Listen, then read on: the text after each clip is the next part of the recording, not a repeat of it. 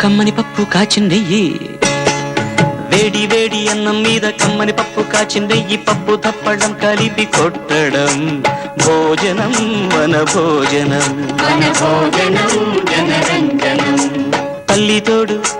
పిల్ల మేక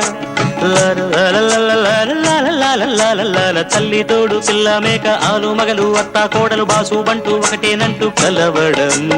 భోజనం వన భోజనం